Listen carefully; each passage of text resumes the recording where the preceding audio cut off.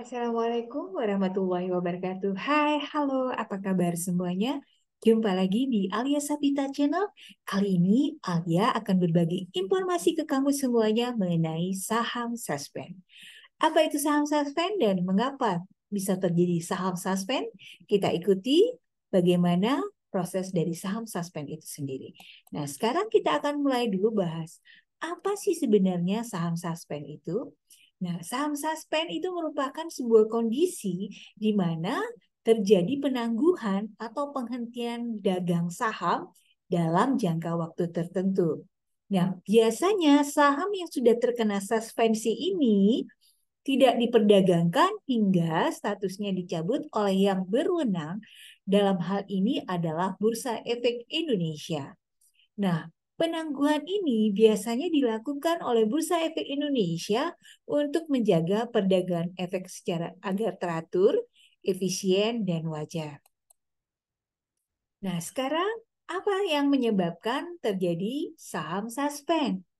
Yang pertama adalah status saham UMA, di mana kita tahu kondisi perusahaan bergerak terus-menerus dalam batas kewajaran sehingga mendapatkan status sebagai unusual market activity atau UMA dari Bursa Efek Indonesia, sehingga dia akhirnya menjadi saham suspend.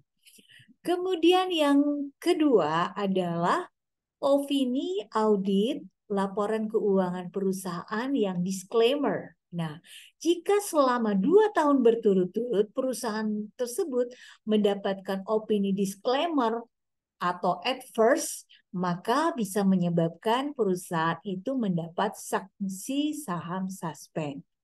Kemudian yang ketiga, penyebab saham suspend adalah perusahaan tidak transparan memberikan informasi. Di sini, perusahaan jika dia sudah masuk atau go public, maka wajib memberikan informasi peristiwa-peristiwa penting yang bisa berpengaruh terhadap keputusan investasi pemodal. Misalnya ada proses akuisisi ataupun merger. Kemudian yang keempat, penyebab dari saham suspend adalah keterlambatan menyerahkan kewajiban kepada Bursa Efek Indonesia. Nah, perusahaan terlambat menyerahkan kewajiban kepada Bursa Efek Indonesia, di mana kita tahu bahwa perusahaan itu mempunyai kewajiban yang harus dia serahkan dengan jangka waktu tertentu, seperti denda keterlambatan, laporan keuangan, biaya listing tahunan, dan biaya-biaya lain sebagai perusahaan yang sudah go public. Kemudian selanjutnya adalah perusahaan mengalami kebangkrutan atau mengajukan PKPU. Perusahaan yang bangkrut atau mengajukan PKPU sehingga kondisi keuangannya di perdagangan efek itu sedang dalam keadaan valid atau bisa dikenakan saham suspend. Bisa juga karena dia memang melakukan PKPU, yaitu penundaan kewajiban pembayaran utang. Nah, itu tadi 5 hal yang menyebabkan saham bisa suspend.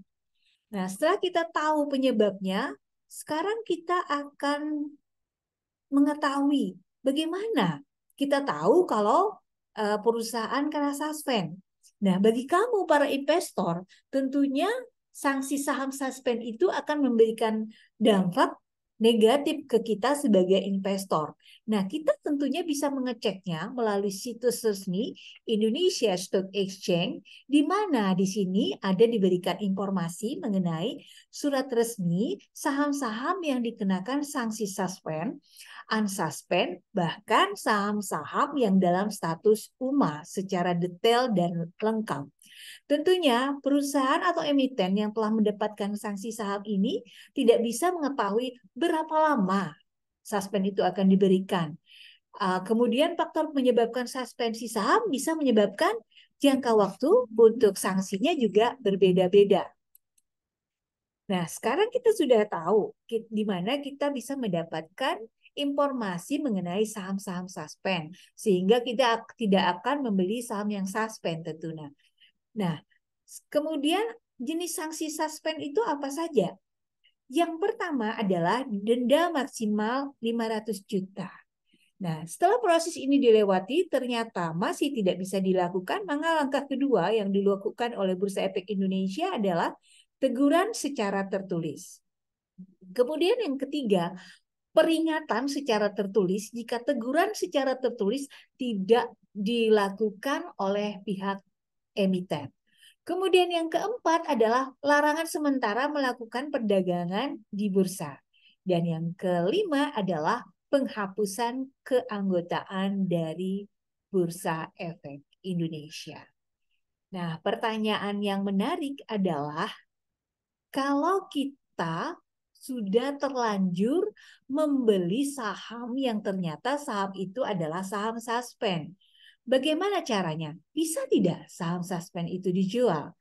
Nah, suspensi saham merupakan saham yang tentunya sedang ditangguhkan ya atau melakukan kegiatan jual beli di pasar saham atau bursa, mereka tidak bisa sama sekali. Nah, pasti banyak perusahaan yang berpikir ingin menjual sahamnya, investor ingin menjual sahamnya di tengah status terkena suspensi atau suspend oleh Bursa Efek Indonesia.